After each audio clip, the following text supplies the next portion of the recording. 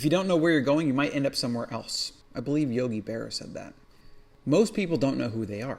They look at things around them, people on social media, and they say, oh, I want that, and I want that, and I want that, and I like this, and I like that, and this type of music I like. And they think that's who they are. What about how to live life? Who is that person that lives that life? What is that life? Is that life a bunch of stuff, a bunch of external things that you want that you haven't even had? You think when you get them, it'll be who you are and what you want. But then why so often do people get the things they go after and it's very anticlimactic and they're just like, oh, now what? Or this isn't making me happy. I struggled for years. I got the raise. I became partner in the firm. I'm making double what I was making. I have a big house and cars and all this stuff. Why am I not content? Why am I not happy? Socrates said, know thyself. He also said, an unexamined life is not worth living.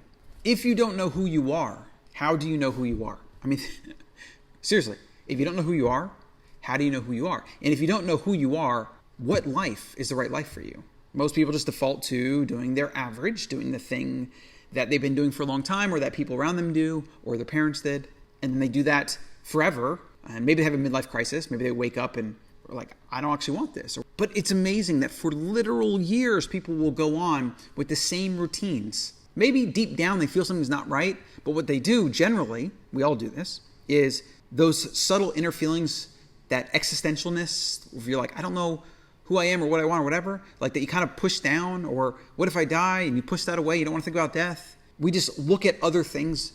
We connect that to doing other things, desires, money, status, whatever, and then we go after those things trying to solve that inner question, but we haven't fully pulled out that inner question. We don't fully know who we are and what we want. We think we know what we want, and we think we have an idea of who we are because we list off like a bunch of things we like, preferences, things we like or don't like. That's who we are. It's bollocks, nonsense. In a modern world, humans aren't tested. We don't do hard things very often.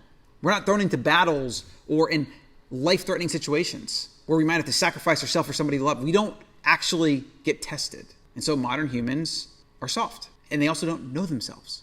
And we also have the meaning crisis, which is like pretty much the biggest thing. It's a mental health and it's a physical health. Like physical health, people are fat and overweight and sick.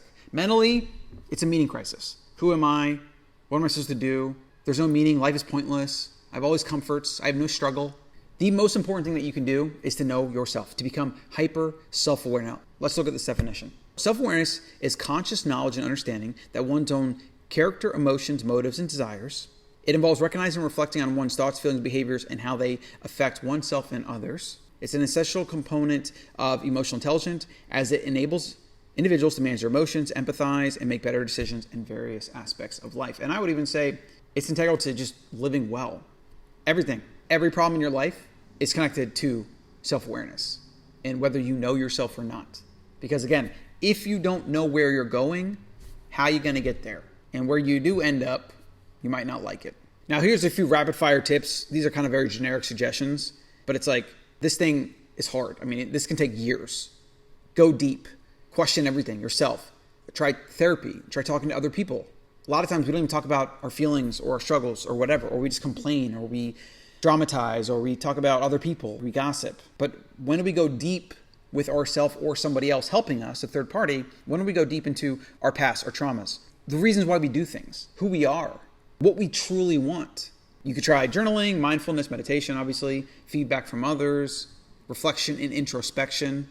That might be just like taking long walks alone every day. That might spending lots of time in solitude with nothing external to distract you, to think about your life and what you want, to ask yourself hard questions, to peel back the layers of the onion.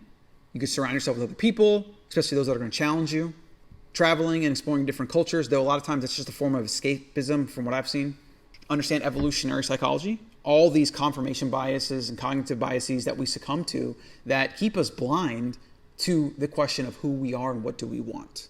Because there's all these external forces and internal forces, actual biological forces that design you to maybe not go very deep because you're designed to think like the tribe because the group, the tribe, is the most important thing for our ancestors, which is why you have an evolutionary proclivity to groupthink, confirmation bias, hindsight bias, likability bias, all these different things. And you tend to want to think like the people around you. You tend to not want to challenge that. And that also translates over to yourself where You don't maybe want to question the hard things because your ego wants to stay protected. It doesn't want you to challenge it. The single most important thing you can do, another first principle of reality, is to know who you are and what you want.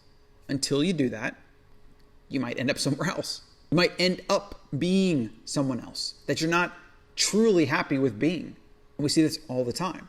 And this is all very connected to the meaning crisis and all the existential angst that our society has, that modern humans have, that Americans have, because we have so much abundance, so much comfort, so much on-demand pushing, so much narcissism. We don't ever spend the time to figure out what really matters. Who are we? What do we want? What are we going after? What are we working towards? That's just sad, but it's actually a really big problem. And we're not going to solve society, but we can solve ourselves. And then the more individuals do it, the more we can maybe help others, or at least show an example of what others could do.